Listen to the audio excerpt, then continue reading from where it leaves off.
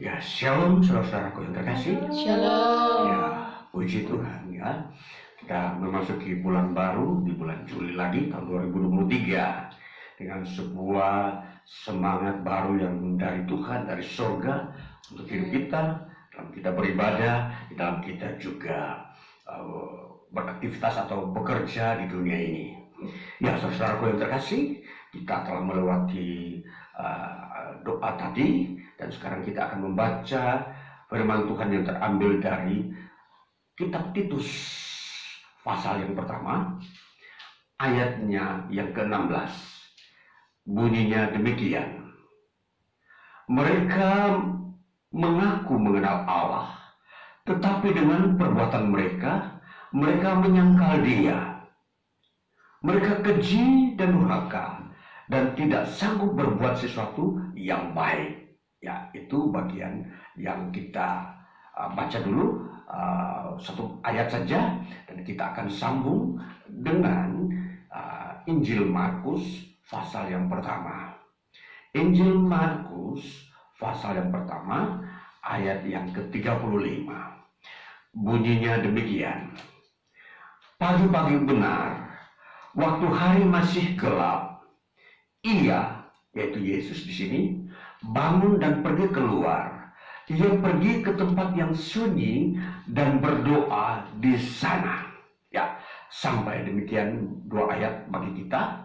Saudaraku yang terkasih, dua ayat ini secara makna tidak mempunyai hubungan sebab akibat. Ya, tentunya konteksnya berbeda. Tetapi kenapa saya mengangkat kedua ayat ini ditampilkan di hari ini, di era ini, adalah saya ingin mau membicarakan sesuatu yang sangat menarik bagi kita. Ialah dalam sebuah tema, saya berikan tema di hari ini, minggu ini, berdasarkan ayat ini adalah carilah Tuhan. Saudaraku, tema carilah Tuhan ini sesuatu yang mendengung di hati saya, dan saya merasa bahwa di dunia ini dan secara global umat manusia sedang mengalami sesuatu dilema atau sebuah permasalahan kemanusiaan di dalam setiap individu yang disebabkan oleh karena berbagai-bagai beban dunia ini. Ya, saudara, beban dunia ini, kita tahu semua bahwa dunia ini sedang mengalami sebuah beban yang kedepannya yang sudah diambang mata manusia, bahwa akan terjadi krisis pangan dunia ya. Sebelumnya krisis energi ya, tapi itu semua belum terselesaikan. Ya, jadi krisis energi itu sudah terjadi lebih dahulu dan sekarang belum tertuntaskan ya. Kemudian sudah ada pembahasan lagi bahwa akan terjadi krisis pangan dunia. Ya, tentunya krisis pangan dunia yang dimaksudkan di sini adalah krisis karbohidrat. Ya, artinya karbohidrat itu berupa sebuah sumber energi ya, karbohidrat. Kalau buah-buahan, sayur-sayuran tentunya masih banyak. Ya, jadi yang dibahas di sini adalah krisis pangan, khususnya karbohidrat. Ya, saudaraku yang terkasih, dari latar belakang ini, saya mau mengajak kita melihat bagaimana kita ini, manusia di muka bumi, bisa, ya, katakanlah bisa mengatasi krisis ini. Nah, di dalam bacaan kita tadi dikatakan di dalam Titus pasal pertama, pasal yang pertama tadi ayat 16 kita sudah baca, dan itu kita diperhadapkan sebuah ayat yang bunyinya seperti yang kita sudah dengar tadi. Mereka mengenal Allah, tetapi dengan perbuatan mereka menyangkal Dia. Ya, itu sesuatu kalimat ya, atau sebuah pernyataan dari Rasul Paulus mengungkapkan kondisi manusia kepada Titus yang adalah anak rohani atau anak pembinaan daripada Rasul Paulus, untuk dipercayakan di satu provinsi yang disebut provinsi Kreta yang ada di Asia Kecil, agar dia ya bisa mengenal karakter-karakter manusia yang ada di sekitar dia. Ya, dan di sini Rasul Paulus membukakan karakter manusia yang ada mendominasi zaman itu adalah dikatakan begini, mereka mengaku mengenal Allah. Ini ada sekumpulan komunitas manusia yang mengaku mengenal Allah. Ya, dikatakan mereka mengaku mengenal Allah. Ya, jadi kalau dari prinsip ini, maka kita akan mengerti bahwa ucapan mulut mereka berkata kami mengenal Allah. Nah, itulah maksudnya. Jadi sekumpulan komunitas manusia yang ada di provinsi Kreta itu, mereka mempunyai pola hidup dan pola pikir yang seperti itu. Mereka mengaku mengenal Allah. Tetapi Paulus berkata begini, tetapi dengan perbuatan mereka menyangkal dia. Nah, jadi berarti ada sesuatu bertolak belakang, ya. Ada sesuatu paradoks, ya. Pertentangan atau bertolak belakang di dalam diri manusia, yang satu sisi dia mengaku mengenal Allah, tetapi dari sisi perbuatannya dia menyangkal Allah. Nah, ini paradoks, bertentangan. Nah, jadi disinilah kondisi manusia yang muncul, yang ada di era itu. Dan tentunya kondisi manusia seperti ini sampai hari ini ada. Kita tidak bisa menutup-nutupi sebuah kebudayaan manusia yang berkembang. Dan tentunya alur perkembangannya sudah ada di dalam Alkitab. Bagaimana kita melihat hal ini terjadi? Jadi kita mengenal atau mengerti pola hidup manusia yang di dalamnya disebut kebudayaan itu, kita sudah menemukannya di sini. Dan apa yang telah terjadi pada era para rasul, itu pun terjadi di era ini. Ada. Nah, itulah sebabnya ini yang harus kita bahas. Kita bahas dengan di bawah sebuah sorotan tema carilah Tuhan.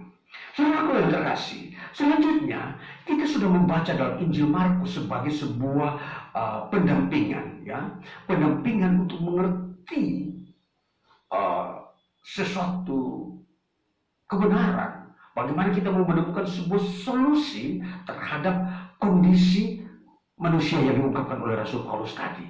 Maka dikatakan di dalam Injil Markus pasal 1 ayat 35, di situ disebutkan bahwa Yesus pagi-pagi benar bangun, pergi dan berdoa. Saudara, Yesus Kristus melakukan kegiatan doa, ya, pagi-pagi benar. Saudara, ini kalau kita memperhatikan pagi-pagi benar, itu artinya berdasarkan teks yang dipakai pagi-pagi benar itu antara jam 3 pagi subuh sampai jam 6 subuh. Jadi jam 6 zaman itu sudah disebut subuh, ya. Jadi kalau di dalam pagi benar ini dalam penggunaan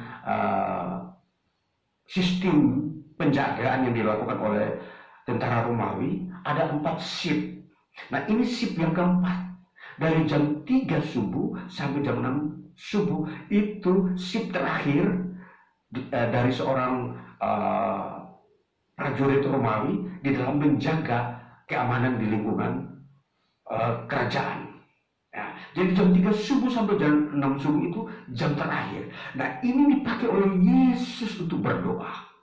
Saudara, kalau kita memperhatikan apa yang dalam Injil Markus ini, Yesus begitu padat dengan pelayanannya. Jadi ketika Yesus keluar dari lingkungannya atau tempat tinggalnya, mulai melangkahkan kaki selangkah dua langkah keluar rumah sampai di halaman umum, di mana di situ berlalu lalang orang banyak. Di situ orang mulai melihat bahwa itu Yesus ada di kota kami. Cepat ke sana, bawa orang sakit dan biar dia menyembuhkan. Nah, itu adalah sebuah situasi ketika Yesus ada di daerah Israel, ya, saat-saat dia melayani atau hidup. Nah, ini kita bisa hubungkan, ya, bagaimana Yesus menggunakan waktu doa pada pagi sebelum dia melakukan pelayanan. Nah, ini saudara, kita memperhatikan satu sisi ini yang begitu penting bagi kita, yang seringkali ini diabaikan, kurang mempunyai peranan penting di dalam sistem iman Kristen. Seolah-olah doa pagi bukanlah salah satu khasiat di dalam iman Kristen. Ya, memang kita boleh berdoa di dalam segala waktu, boleh siang, boleh malam. Tetapi dari seorang pemimpin, seorang yang mempunyai tanggung jawab begitu banyak, begitu sibuk, dia tidak bisa punya waktu lagi. Ketika matahari terbit, dia mau berdoa sudah tidak sempat. Orang semua sudah berbondong-bondong. Apalagi sore hari, malam hari, sebelum tidur. Dan waktu tidur itu harus ada. Nah, inilah yang disebut pagi-pagi Yesus menggunakannya. Nah, ini saudara, ini kalau kita memperhatikan bagaimana pembagian waktu, di sini yang paling tepat memang jam untuk berdoa, jam 3 sampai jam 6 bagi seorang yang mempunyai pelayanan yang begitu sibuk.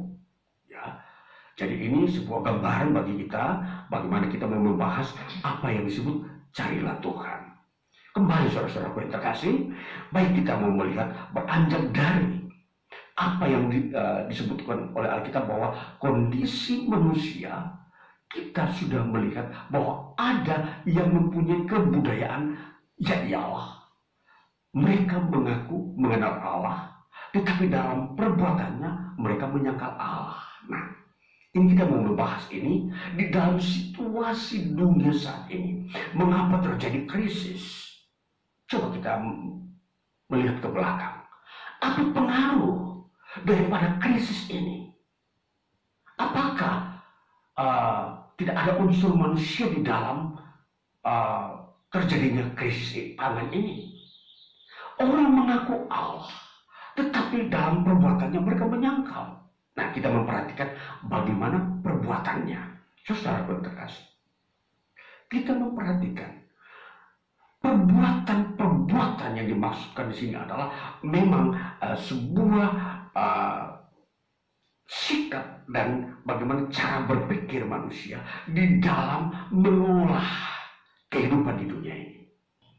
Ketika mereka memakai sistem berpikir yang tidak berhubungan dengan Tuhan, maka disinilah terjadi kesalahan. Nah, akibat daripada kesalahan-kesalahan itu, dia bertumpuk-tumpuk dan akhirnya terbiasa dan tidak ada seorang pun yang bisa bersikap baik.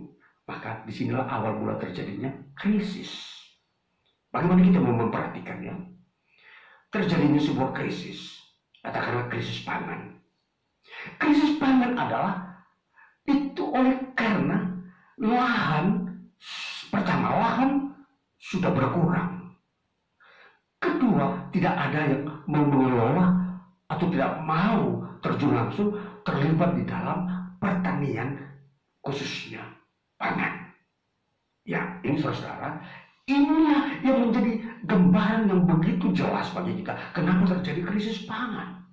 Karena manusia sudah, katakanlah, dia sudah berpikir tidak lagi dihubungkan dengan Tuhan. Jadi dia memakai pola pikir sendiri. Maka disinilah ada sebuah larangan yang dianjurkan oleh Paulus melalui Titus. Dia bilang begini, hendaklah kamu melakukan perbuatan-perbuatan yang baik. kita melihat pada ayat yang berikutnya, kalimat berikutnya dikatakan begini. Mereka keji dan durhaka dan tidak sanggup berbuat sesuatu yang baik. Tidak sanggup berbuat sesuatu yang baik. Saudara, membangun hidup di dunia ini membutuhkan modal, cara berpikir yang baik. Tidak segampangan orang bisa membangun, mengatasi krisis kalau tanpa modal, cara berpikir yang baik. Nah, ini saudara-saudara, melatih diri cara berpikir yang baik itu harus mulai dari awal. Tidak langsung otomatis orang hadir dia bisa berpikir yang baik tanpa melalui sistem pendidikan. Jadi sistem pendidikan ini itu mengajari orang cara berbuat baik. Kalau kita melihat banyak orang mengalami banyak masalah pelanggaran moral, katakanlah mungkin dia korupsi, mungkin dia menyalahgunakan fasilitas-fasilitas, padahal sesungguhnya itu harus digunakan secara optimal, tetapi dikurangi, maka terjadi di situ masalah. Seharusnya katakanlah tidak terjadi krisis pangan, terjadi karena tidak optimal di dalam menggunakan anggaran dan seterusnya. Nah, inilah saudara, permasalahan di sini karena mereka tidak mau melibatkan Tuhan. Saudara, tidak mau melibatkan Tuhan. Maka di dalam sebuah anjuran Rasul Paulus kepada Titus, dia berkata begini, ada 12 poin yang menjadi sebuah panduan untuk melihat seseorang itu baik. Agar seseorang bisa dikategori baik untuk bisa menjadi pemimpin, ya, di dalam sebuah komunitas atau sebuah masyarakat atau sebuah katakanlah di situ ada sebuah sistem pemerintahan, katakanlah mulai dari yang terkecil di sebuah desa, ya, di situ ada sistem. Maka bagaimana seseorang bisa menduduki sebuah jabatan yang dikatakan dia akan memimpin suatu masyarakat? Dia harus diberi kategori baik. Nah, maka disinilah Rasul Paulus memberikan sebuah arahan kepada muridnya yang bernama Titus. Dia bilang begini pada ayat pasal 1 ayat yang ke-6 bunyinya begini. Ada 12 item dikatakan sebagai seorang yang bisa disebut baik. Yang pertama, dikatakan pada ayat yang ke-6, yang mempunyai hanya satu istri. Nanti kita membahas bagaimana ajaran Kristen seseorang itu harus mempunyai satu istri. Ya, ternyata memiliki istri lebih dari satu itu sebuah sebuah dampak yang akan memberikan kepada sebuah kesalahan terhadap diri seseorang. Ya, seseorang bisa berbuat sebuah kesalahan bisa difaktorkan oleh memiliki 2 istri. Ya, ini belum ada penelitian khusus, tetapi berdasarkan kitab suci, orang yang memiliki 2 istri selalu bermasalah. Di dalam dirinya ada masalah. Jadi perhatikan baik-baik, yang laki-laki, ya, ketika engkau mau berkeluarga, menikah, engkau harus tahu, yakin bahwa engkau memiliki 1 istri untuk selama-lamanya. Nah, ini perhatikan, kalau engkau melanggar ini akan membuka pintu gerbang untuk engkau melihat masalah sehingga engkau mengalami tidak baik. Engkau akan mengalami sesuatu yang tidak baik dalam dirimu ketika engkau mulai memiliki istri lebih dari 1. Saudara, ini sebuah penegasan kitab suci. Yang pertama, jangan memiliki istri lebih dari 1 supaya kamu layak menjadi seorang pemimpin yang baik. Yang kedua, dikatakan kalau engkau mempunyai anak, engkau harus melatih dia, mendidik dia menjadi seorang yang beriman. Dikatakan dalam ayat yang ke-6 begini, yakni orang-orang yang tak bercacat, yang mempunyai hanya satu istri, yang anak-anaknya hidup beriman. Saudara, memang untuk menjadi pemimpin tidak selamanya dia seorang masih bujang, pasti dia sudah berkeluarga. Ya, rata-rata kemampuan seseorang untuk menjadi pemimpin ketika dia sudah mulai berkeluarga, dan di situ Tuhan mengaruniakan dia anak. Nah, di sini saudara, anak ini dididik supaya dia beriman. Ya, ini tentunya sesuatu yang mungkin katakan lucu kalau orang memperhatikan. Kok bisa syarat seorang pemimpin yang baik? Kenapa harus anak dilibatkan? Untuk menjadi seorang yang bisa dapat mengatasi sebuah krisis, dia harus mempunyai atau mendidik anak yang bisa beriman.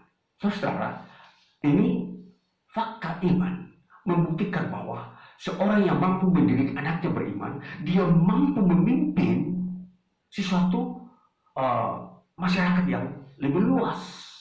Inilah sebuah ciri-ciri yang kita bisa melihat bagaimana seseorang di kategori bisa mampu menjadi seorang pemimpin. Yang ketiga, tadi yang kedua ketiga, dia harus tertib. Dikatakan tidak senonoh atau hidup tidak tertib. Jadi katakanlah dia harus tertib. Apa itu tertib? Kembali kita melihat waktu itu menjadi sangat penting. Dia bisa menggunakan kapan waktunya untuk istirahat, kapan waktunya bekerja, kapan waktunya berdoa. Tiga momentum ini memang betul-betul bisa dia menggunakan. Dia tidak sembrono. Waktunya istirahat, dia katakanlah apa? Mungkin bekerja. Waktunya berdoa, dia mungkin istirahat. Dibulak-balik sehingga tidak menemukan sebuah irama yang teratur. Ini dari sisi waktu. Sisi yang lain tentunya berpengaruh. Apa? Yang berhubungan dengan tertib. Yaitu bisa saja sebuah aturan yang sudah diciptakan dibongkar lagi. Ini tidak tertib. Berarti apa? Dia tidak mampu berpikir cara berpikir panjang. Jangka panjang satu generasi berapa lama? Itu sebabnya aturan itu akan berfungsi selama apa yang dibutuhkan oleh zaman. Jadi ini tertib, ini sesuatu yang akan melengkapi seseorang bisa menjadi seorang pemimpin yang mengatasi krisis. Katakanlah tadi soal krisis pangan, kita bertolak dari situ. Bagaimana ketertiban di dalam mengatur cara bekerja di lingkungan pertanian. Misalkan kita berbicara hari ini soal krisis pangan.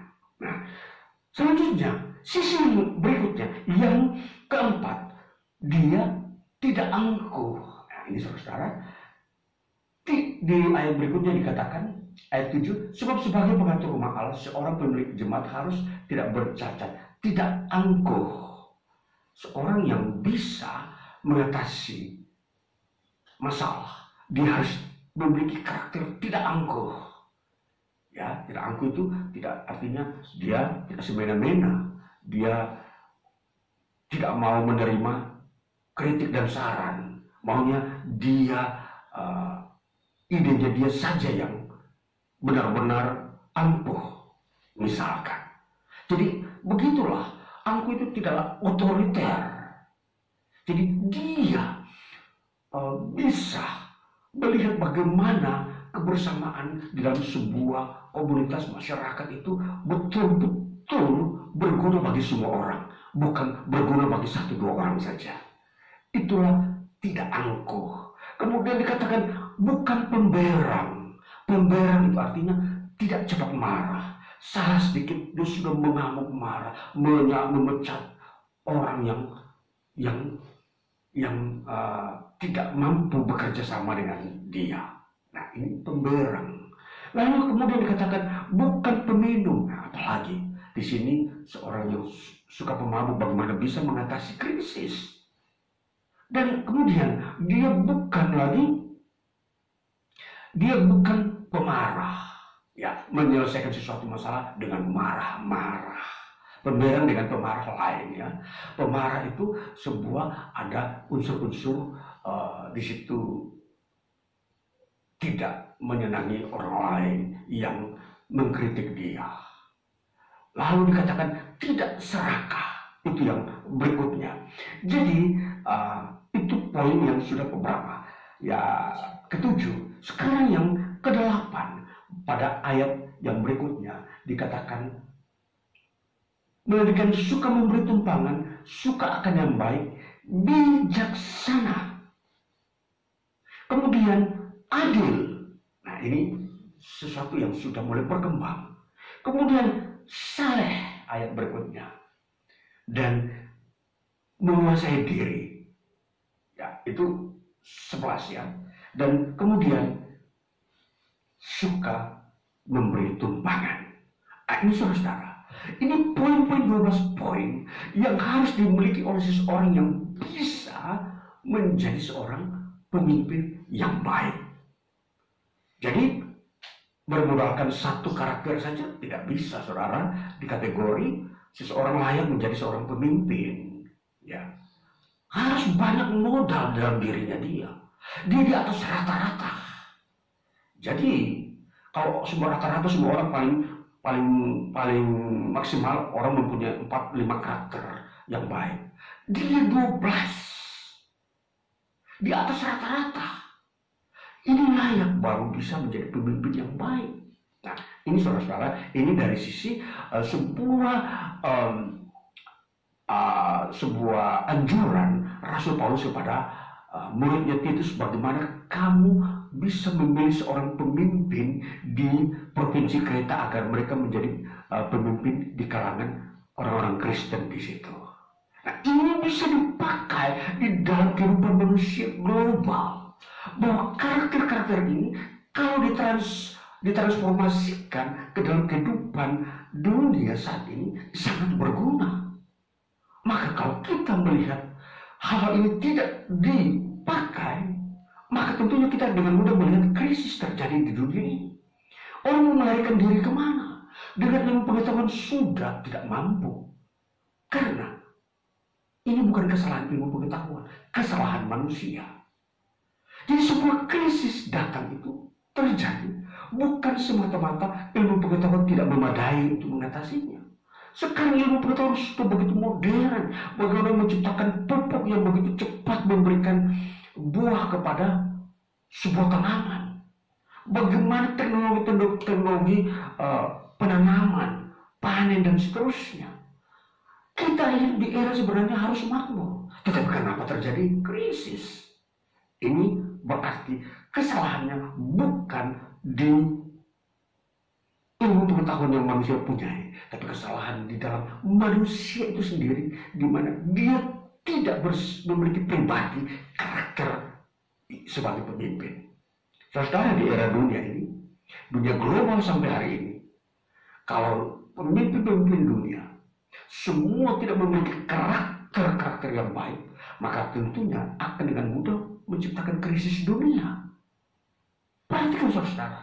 Jadi krisis itu bukan terjadi sebuah lingkungan kecil. Dia merambat akan sampai ke dunia.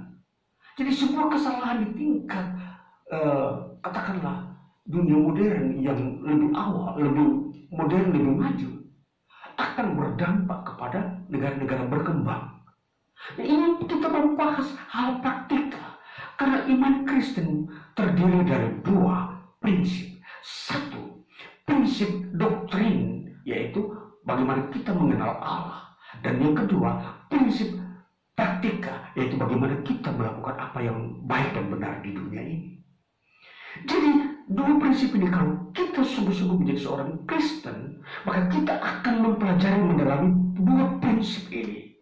Kita mengenal Allah dan kita bagaimana berperilaku dan berbuat sesuatu di dunia ini secara benar dan baik. Nah, ini saudara, Paulus sudah memberikan Poin-poin bagaimana seseorang bisa hidup secara benar dan baik, inilah dia 12 item ini. Perhatikan baik-baik. Kita mau mencari mutu kehidupan manusia supaya dia baik dan benar, mencari lewat apa? Ini wahyu Tuhan yang Tuhan berikan kepada Rasul Paulus supaya diajarkan kepada muridnya. Inilah 12 item yang kamu harus lakukan agar kamu tampil sebagai seorang pemimpin yang baik dan benar. Inilah yang kita harus perhatikan. Setiap orang kalau ingin mau tampil lebih baik dan benar di hadapan Tuhan dan manusia, dia harus memiliki 12 item ini. Berjuanglah, bergumullah, karena ini sudah tersedia. Sudah modulnya, sudah bagaimana ajaran-ajarannya sudah ditampilkan. Kalau kamu melakukan ini, engkau akan berkualitas menjadi seorang yang benar dan baik. Sekarang kita mau melihat apa hubungannya dengan tema kita, carilah Tuhan. Carilah Tuhan, ini kita akan melakukan dua hal. Yang pertama, mengapa kita mencari Tuhan? Yang kedua, proses kita melakukan mencari Tuhan ini. Sekarang kita mau lihat mengapa kita mencari Tuhan dulu. Kita mencari Tuhan karena kita melihat kondisi manusia di dunia ini sudah mengalami degradasi, mengalami penurunan kualitas hidup. Ini artinya apa?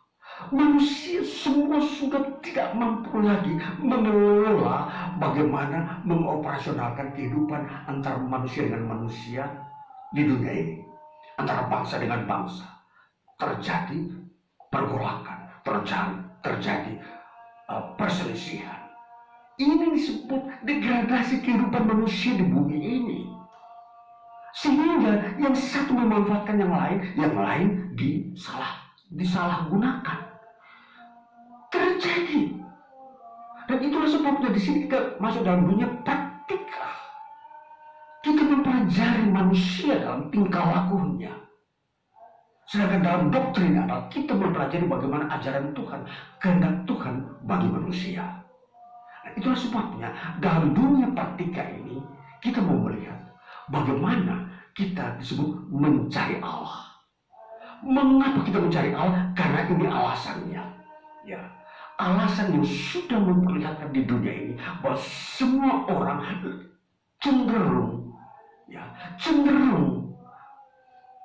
hidup di dalam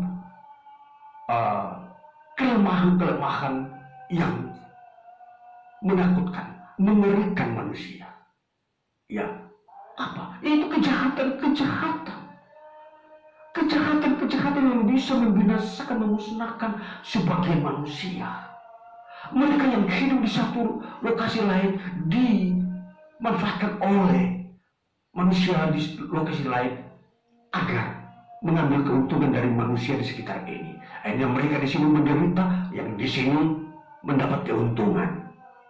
Ini disebut degradasi kemanusiaan, kemunduran nilai-nilai manusia. Itu yang menjadi permasalahan yang saya sampaikan, mencari Tuhan. Carilah Tuhan. Itulah menjadi alasan untuk menemukan pemulihan manusia. Harus ada yang mencari Tuhan. Saudara, dari mana kita memulai? Makanya ini disebut proses. Kita masuk dalam bagian yang kedua yang kita harus mengerti di sini, mencari Tuhan. Prosesnya kita melihat apa yang Yesus lakukan dalam Injil Markus pasal 1 ayat 35. Yesus berdoa pagi-pagi. Ini adalah proses mencari Tuhan. Saudara, ketika Yesus ada di bumi, kenapa dia berdoa?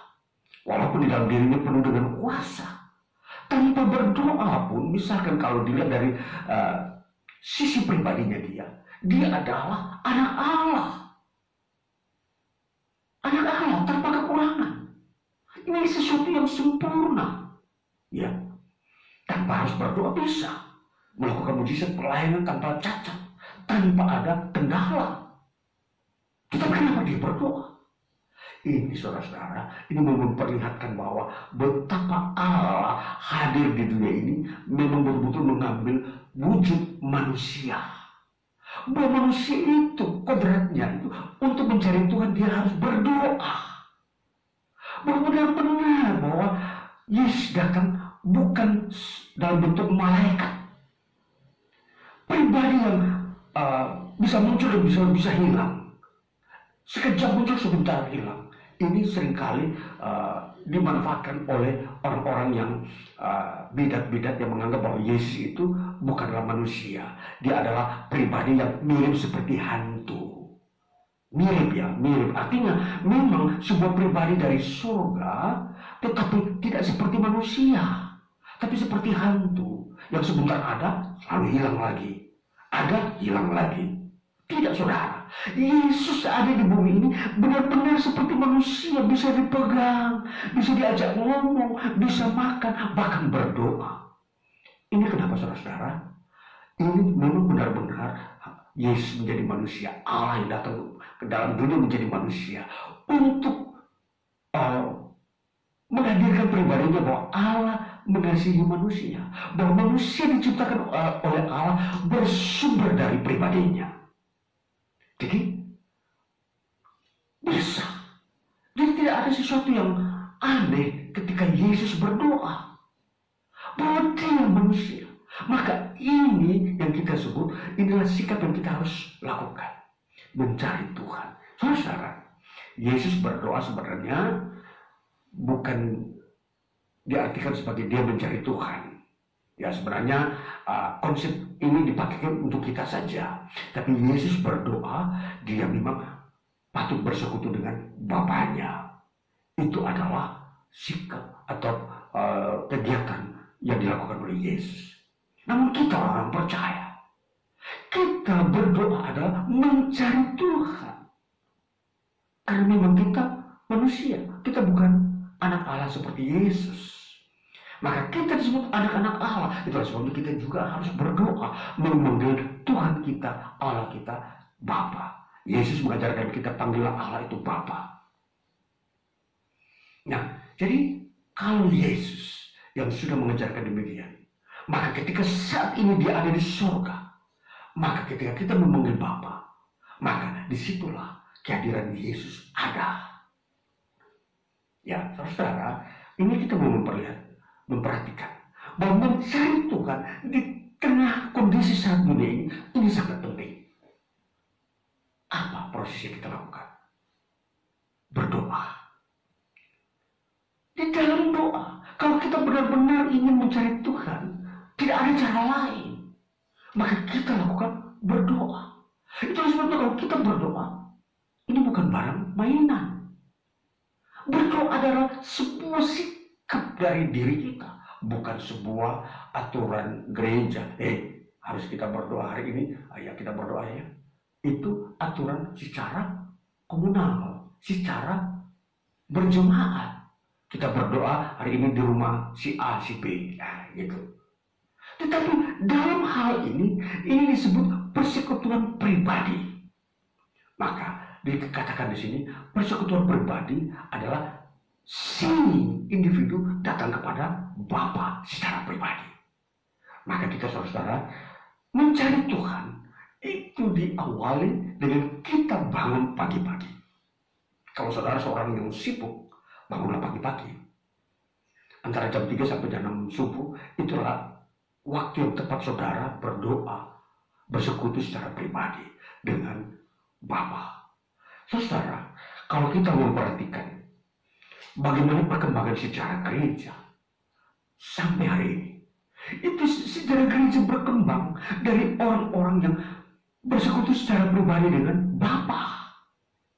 Mereka bisa menjadi seorang misionari, mereka bisa menjadi tokoh-tokoh reformasi, mereka bisa menjadi seorang yang membangun sebuah pelayanan atau pertumbuhan gereja di satu lokasi.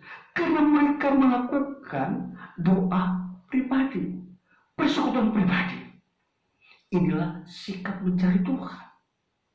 Ya, saudara-saudaraku, di dunia ini, kalau kita mau mengatasi krisis pangan, carilah Tuhan. berdoalah secara pribadi. Pemimpin-pemimpin bangsa, berdoalah secara pribadi supaya bangsamu yang kau pimpin tidak mengalami krisis. Ini sebuah model.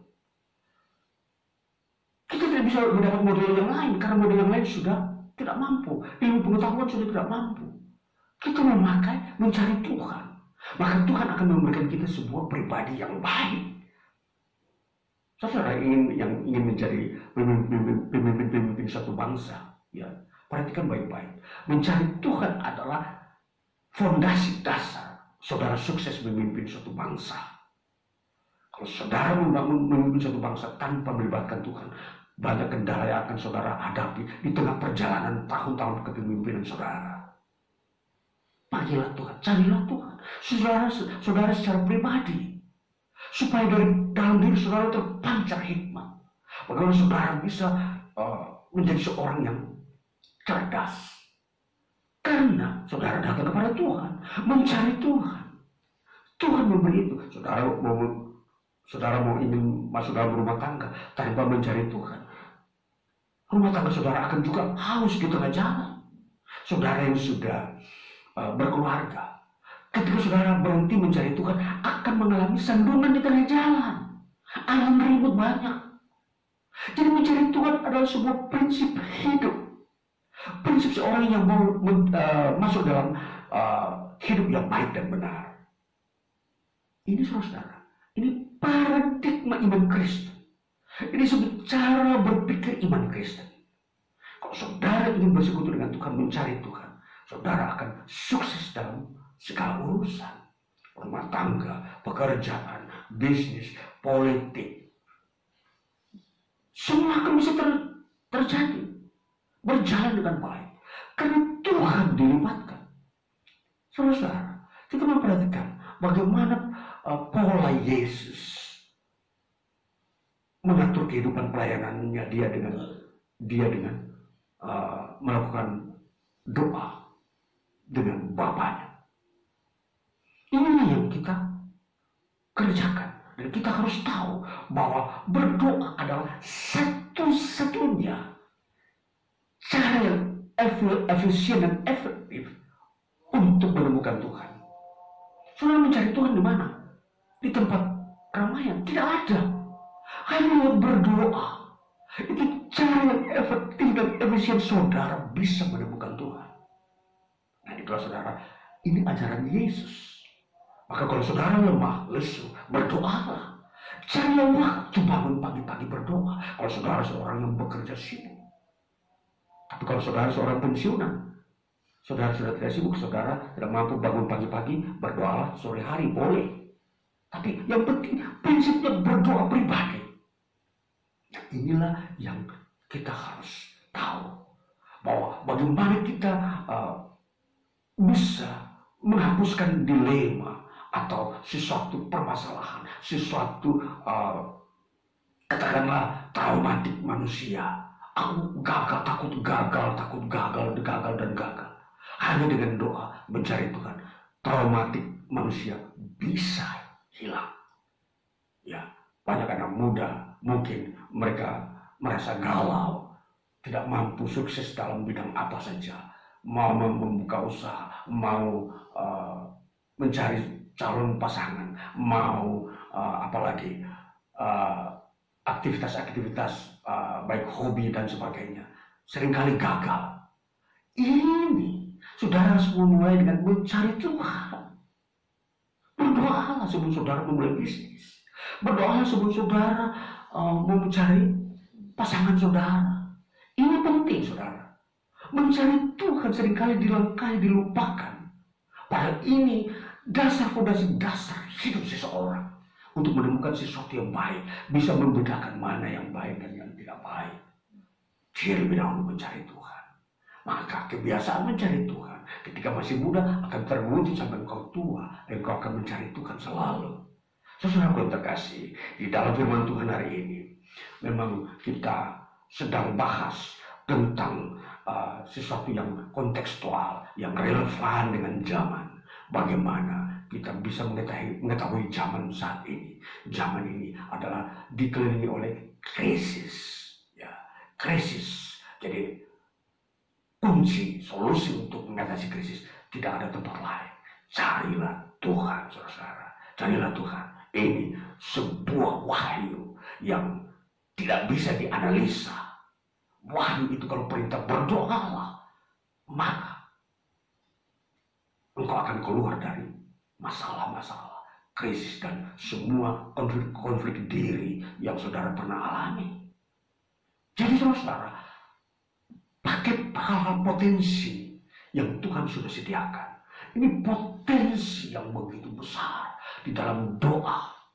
Doa pribadi saudara jauh lebih besar potensinya daripada doa komunal secara komunitas.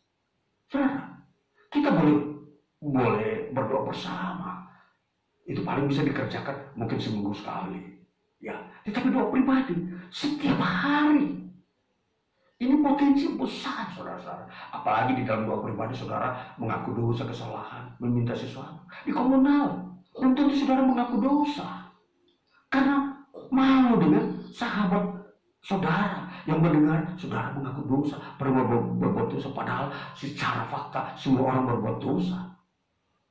Jadi mari kita memperhatikan bahwa doa pribadi itu jauh lebih potensi dari doa yang kita sering lakukan secara komunal, ya.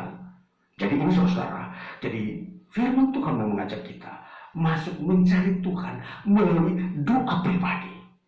Carilah Tuhan melalui doa persekutuan pribadi saudara dengan Tuhan. Tidak ada orang lain. Saudara berbicara dengan Tuhan. Ini adalah prosesnya. Jadi kalau kita berani berbicara kepada Tuhan, Tuhan, Bapakku, ini anakmu, mengaku dosa, meminta segala keperluan, membuka jalan, bukakan jalan bagi anakmu ini. Kalau engkau berani melakukannya, engkau akan menemukan jati dirimu yang terbaik dan mengalami pembaruan hidup dalam kebenaran. Ini sebuah solusi. Saya memberikan solusi ini bagi saudara-saudara karena saya sudah melihat banyak orang mengalami pembaruan lewat cara ini.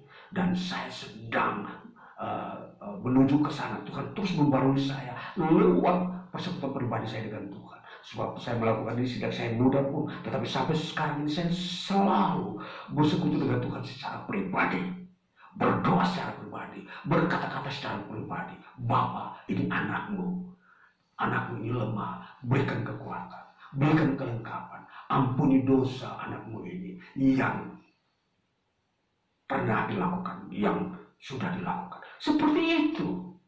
Sebuah persekutuan pribadi itu begitu fleksibel dengan Tuhan. Kita tidak takut berbicara kepada Tuhan. Kita tidak takut dan ragu bimbang berkata-kata kepada Tuhan. Kasihanilah saya, anakmu ini. Berikan masa depan. Ini saudara. Penting kemanusiaan kita ini berani menghampiri hadirat Tuhan, berbicara dengan Tuhan seperti itu, seperti hubungan pribadi yang begitu dekat. Ini Tuhan izinkan. Ini sebuah kebenaran yang memang tidak tertulis secara hurufiah di dalam Alkitab, tetapi kita sudah menemukan orang-orang yang melakukan praktik berdoa secara pribadi dengan Tuhan. Nah, ini saudara-saudaraku yang terkasih, dan inilah mengajak kita untuk kita masuk di dalam doa pribadi dalam rangka kita mencari Tuhan. Carilah Tuhan supaya engkau hidup. Itulah firman Tuhan. Itulah kebenaran dan wahyu yang Tuhan berikan kepada umat manusia di segala zaman. Siapa yang mencari Tuhan, dia akan bahagia, dia diberkati. Siapa yang mencari Tuhan, dia sukses dalam hidupnya. Ya, biarlah kita mau melakukan apa yang menjadi yang terpenting bagi hidup kita sesuai dengan firman Tuhan. Tuhan Yesus memberkati kita dengan firman-Nya di hari ini. Haleluya.